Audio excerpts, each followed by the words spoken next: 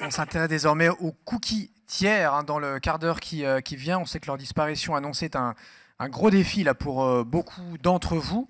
La Data Clean Room est-elle la martingale? On va voir cela avec notre prochain intervenant, Dominique Latourelle, qui est interrogé par Nicolas James. Je les appelle tous les deux à me rejoindre sur scène. Nicolas, le rédacteur en chef de Minded. C'est parti.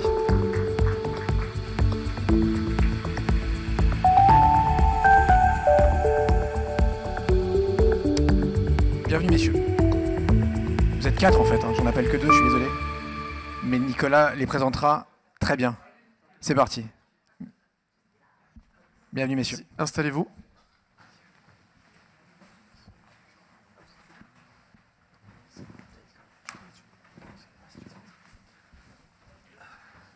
Bonjour à toutes et à tous. Donc, comme Sébastien l'a rappelé, les cookies tiers sont amenés à disparaître à l'horizon 2024. Ils ont déjà disparu d'ailleurs de Safari et Firefox. 2024, ce sera sur Chrome. C'est problématique à plusieurs titres parce que le cookie tiers, c'est la cheville ouvrière du web. Ça permet plein de choses et ça permet notamment de personnaliser les campagnes et mesurer leur performance. Alors aujourd'hui, on va se concentrer sur le volet mesure parce que c'est vrai que sur le volet activation, il y a quand même pas mal de solutions qui ont émergé. On est plutôt confiant sur le modèle mesure où on est en revanche un peu plus pessimiste, et c'est là qu'intervient la Data Clean Room. Alors vous me direz, c'est une nouvelle technologie après la DMP, la CDP, qu'on essaie de vous refourguer. Vous avez peut-être raison. On va savoir de quoi il s'agit. Je vais commencer par vous, Dominique. Déjà, est-ce que vous pouvez nous dire en fait qu'est-ce que la Data Clean Room concrètement et pourquoi c'est une réponse peut-être à la disparition des cookies tiers? Oui, merci. Alors, une Data Clean Room, c'est ni plus ni moins qu'un environnement de travail analytique dans lequel on va venir confronter des bases de données. Voilà. L'idée avec cet outil, c'est de venir travailler en profondeur sur des données issues du média ou des données hors média d'ailleurs, qui contiennent des clés de réconciliation, par exemple une PII, donc une information personnelle. Une clé de réconciliation PII, ça peut être une adresse email par exemple, un device ID, une adresse postale, un numéro de téléphone. L'idée, c'est de venir avoir un environnement de travail souple, flexible, dans lequel on va effectuer du traitement de données à des fins d'efficacité média, tout en garantissant un certain niveau de privacy, puisque si on travaille avec de la donnée brute, en sortie, on n'aura que de la donnée agrégée. Donc le premier élément de définition d'une Data Clean Room, c'est ça, c'est un environnement de travail souple, hébergé dans le cloud, flexible et sécurisé, pour des traitements avancés de données. Donc le gros game changer, c'est que cette technologie, elle permet aux annonceurs d'accéder à des données auxquelles ils n'auraient normalement pas accès parce que les partenaires ne les donnent pas comme ça à disposition via leurs interfaces habituelles. Exactement. Par exemple, aujourd'hui, ADH, qui est la clean room de Google, est le seul environnement dans lequel on peut requêter un user ID Google.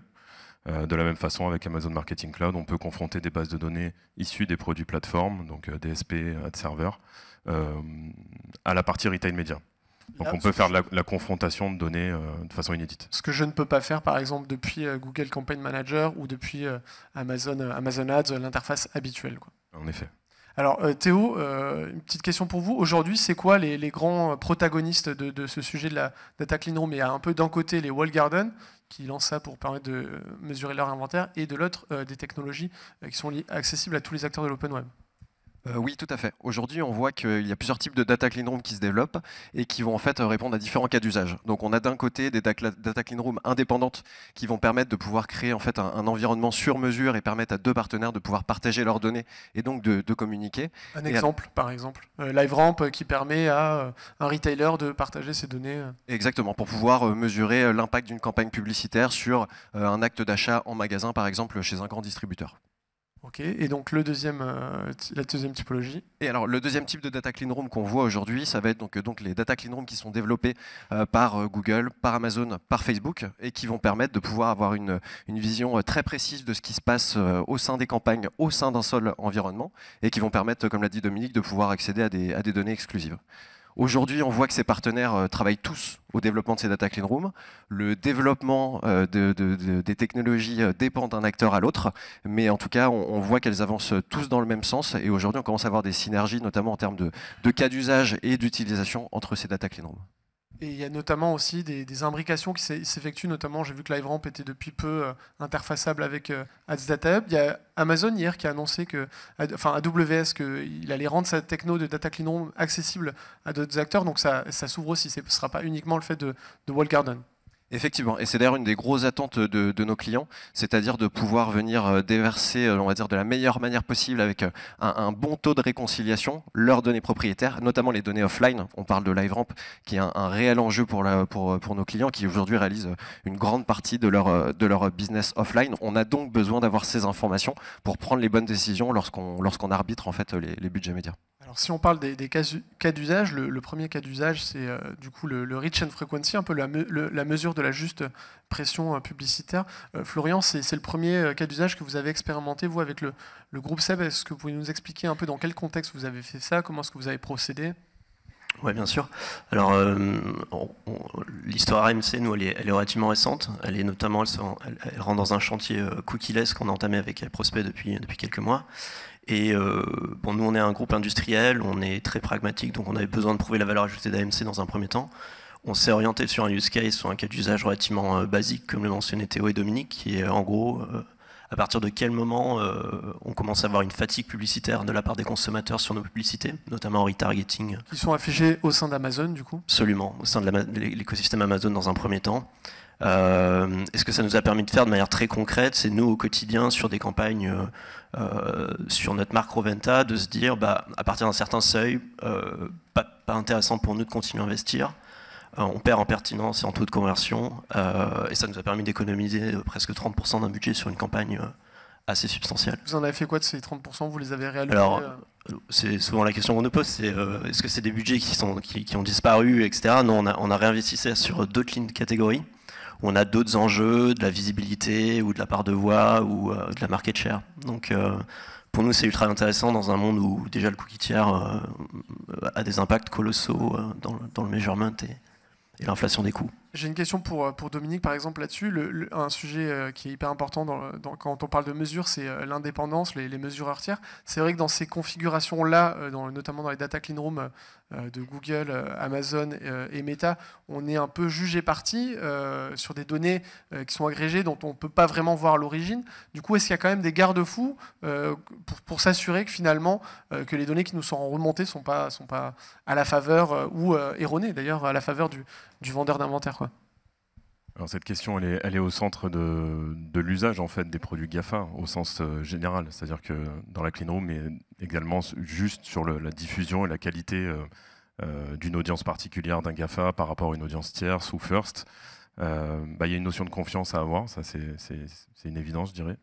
Mais il y a également la méthode qu'on va employer, nous, pour la restitution des données, afin de s'assurer qu'on met le moins de biais possible dans l'exercice.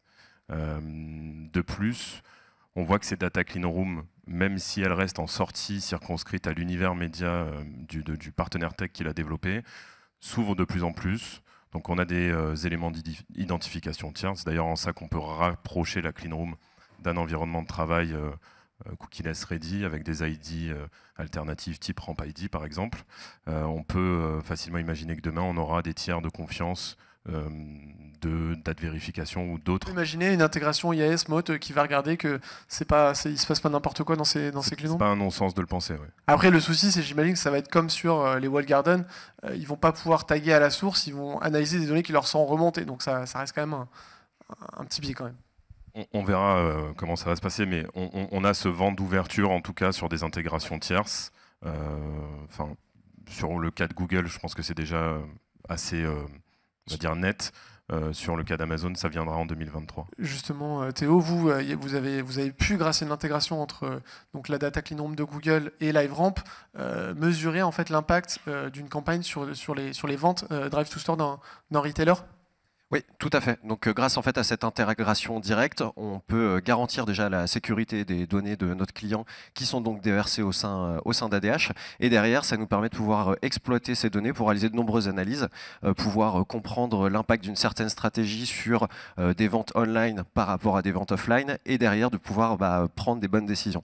Donc, Aujourd'hui, grâce à cette intégration, ça nous permet d'avoir une meilleure vision en fait, des retombées des campagnes et d'avoir un peu une vision plus juste de l'impact. Ce retailer, concrètement, il a fait quoi de ces insights de vente? Il a orienté les budgets en fonction Alors oui, l'objectif c'est de pouvoir justement rentrer en fait sur les différents assets marketing qui sont disponibles. Donc quand je parle d'assets, je parle de stratégie, d'audience, de créative pour pouvoir comprendre en fait quel est l'impact sur chaque stratégie qui sont données. Donc pour donner cet exemple ici, ce qui s'est passé, c'est qu'on s'est rendu compte que certaines audiences étaient beaucoup plus réactives à certains messages pour pouvoir venir réaliser des actes en magasin, ce qui nous a permis en fait d'augmenter les investissements sur ces stratégies, puisque c'était vraiment l'objectif principal du client, chose qui n'était jusqu'alors pas possible.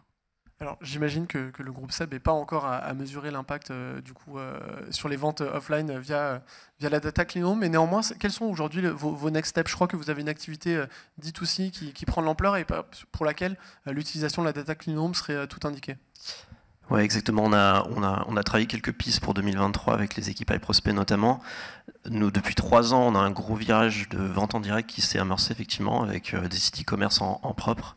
C'est un grand changement de paradigme dans le groupe. En parallèle de ça, on a énormément accéléré sur la collecte CRM First Party.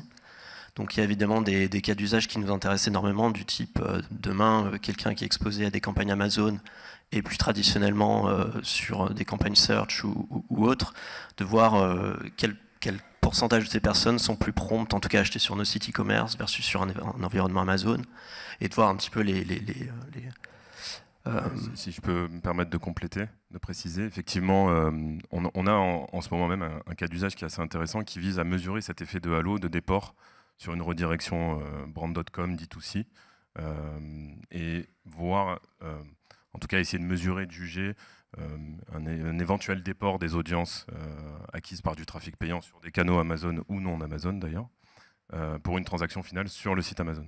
Donc ça permet aussi dans des virages stratégiques comme celui qu'a décrit Florian, d'avoir un éclairage un petit peu plus pragmatique sur l'ambition du groupe dans son approche D2C versus la réalité du parcours d'achat qui n'est jamais linéaire, qui est disrupté et qui peut avoir un effet un petit peu opaque sans l'usage de ces environnements data suffisamment puissants pour apporter un éclairage.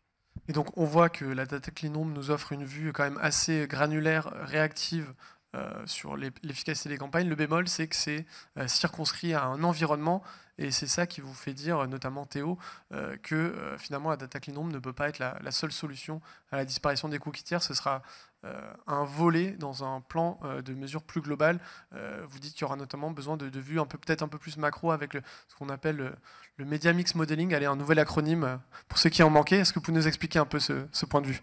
Oui, bien sûr. En fait, aujourd'hui, on va avoir en fait différents protocoles de mesure, différentes méthodes pour pouvoir répondre à différentes questions. Aujourd'hui, là, on parle de data clean room. On va pouvoir répondre à des questions très précises pour nous aider à prendre des décisions quotidiennement, de manière hebdomadaire, dans la gestion des campagnes au sein d'un seul et même environnement. Pour avoir une vision presque holistique et cross-platform, on va devoir changer cette approche déterministe pour travailler sur de la modélisation, pour avoir peut-être certes moins de granularité dans les informations qu'on va pouvoir récupérer, mais avoir beaucoup plus de fiabilité et avoir donc des résultats robustes. Par exemple, pouvoir identifier quelle est la contribution de chaque plateforme sur mon business pour pouvoir ensuite arbitrer les budgets. Ces études, ces réponses seront amenées par les Media Mix Modeling, pourront être vérifiées par des tests incréments, par exemple GeoExperiment ou d'autres protocoles qui existent. Et derrière, les équipes qui opèrent les campagnes vont pouvoir utiliser ces data clean room pour justement prendre des décisions qui seront complimentées avec les autres protocoles que je viens de mentionner. Ça demande pas mal de compétences, j'imagine, pour être capable d'avoir cette double vue MMM, Data Clean Room. Le sujet de la formation et de l'accès à ces technologies, c'est j'imagine, un gros sujet. Dominique, par exemple, là-dessus, il va y avoir un gros enjeu pour les annonceurs et leurs partenaires, évidemment, sur 2023. Oui, en effet. Alors, pour préciser la chose sur la Data Clean Room, la plupart du temps, l'environnement de travail, il peut se traduire tout simplement par une nécessité de connaître un langage technique qui s'appelle le SQL. Et encore mieux si on maîtrise un peu le Python. Donc on est là sur des environnements et des usages qui disruptent un petit peu, on va dire, le casting préférentiel d'une agence média en règle générale. Donc il y a une nécessité d'aller sourcer des profils de façon différente. La difficulté résidant dans l'intersection entre le profil de data analyst pur et la connaissance du marché. Voilà. Donc c'est une vraie difficulté dans un marché qui est déjà on va dire, suffisamment tendu en termes de recrutement et de sourçage de talent, quoi. Et je ne sais pas si vous avez vu la présentation de Thomas Husson de Forrester. Il a dit parmi ses prédictions qu'il y aurait 2 marques qui allaient se planter sur le sujet Data Clean Room pour des sujets de gouvernance. Le sujet de la gouvernance, par exemple, Florian, c'est compliqué quand on est un annonceur et qu'on doit toucher un outil aussi protéiforme que ne l'est la Data Clean Room.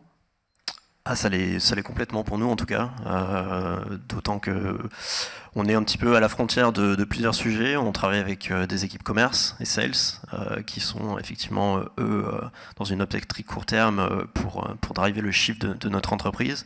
On a des équipes marketing qui doivent également, du coup on parlait du sujet MMM, mais cette année, une année compliquée pour beaucoup d'annonceurs, je l'imagine.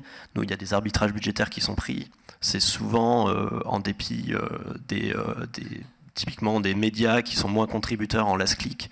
Et donc c'est d'autant plus clé pour nous, par exemple, sur le sujet MMM, d'avoir quelque chose qui soit agile dans le temps, pour nous permettre la prise de décision, mais presque en temps réel, plutôt qu'un instant T et de manière figée.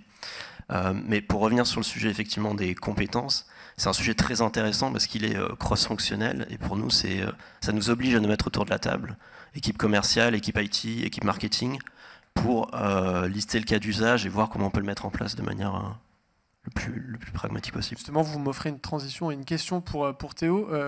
Vous disiez, donc, la première étape, c'est lister les cas d'usage, c'est ça? C'est quoi le conseil que vous donneriez, Théo, à un annonceur qui veut s'y mettre, une sorte de to-do list, step by step? Alors, dans un premier temps, il faut d'abord en fait, pouvoir prioriser les chantiers. C'est-à-dire qu'on a parlé de Data Clean Room, il y a beaucoup de cas d'usage. Donc la première question, c'est aujourd'hui où se trouvent mes investissements et quels sont les principales problématiques, les principaux challenges à laquelle je dois répondre. Ensuite, le deuxième point, ce serait de pouvoir embarquer les parties prenantes. On vient de parler de compétences. Un des clés de facteurs succès de ce type de projet, c'est de pouvoir évangéliser et en tout cas former les personnes qui utiliseront les résultats en fait, des Data Clean Room, ou en tout cas les résultats des MMM. Donc, s'assurer que tout le monde comprend comment est-ce que ça fonctionne et en tout cas, vous comprennent où est-ce qu'on veut aller. Et ensuite, la dernière étape, ce sera vraiment de pouvoir essayer d'automatiser, de pouvoir monter en compétence avec les différentes équipes, avec des retours d'expérience et surtout des itérations. Et une question pour Dominique. C'est vrai que je vois un peu souvent les mêmes annonceurs parler sur ces sujets. C'est quoi la maturité du secteur aujourd'hui? On est quand même en avance de phase, j'ai l'impression. Oui, alors là, clairement, on est sur du early adopter, du trailblazer si on veut. Florian, vous êtes early adopter, bravo. Ouais. Mais par contre, nul doute que l'année prochaine, l'usage se démocratisera. Je veux dire, il y a un virage clairement stratégique autour de ces plateformes data. On le voit, il suffit de faire un peu de veille sur ce qu'annonce Google ou Amazon ou même Facebook, LiveRamp ou d'autres. Donc c'est des noms qui résonnent dans les oreilles de tout le monde. En ayant un petit peu d'appétence pour la veille, on sait que 2023, ça sera l'année de l'accélération. 2024, ça sera devenu mainstream. Donc clairement, aujourd'hui, on est avec ceux qui prennent le train en avance. Et c'est plaisant d'avoir des annonceurs qui nous permettent de mettre en œuvre ces chantiers de défrichage. Mais le sujet deviendra davantage répandu l'année à venir. Rendez-vous dans un an pour faire le point et voir si votre prédiction s'avérait vraie. Merci beaucoup à tous les trois. Merci à vous. D'être de ce panel.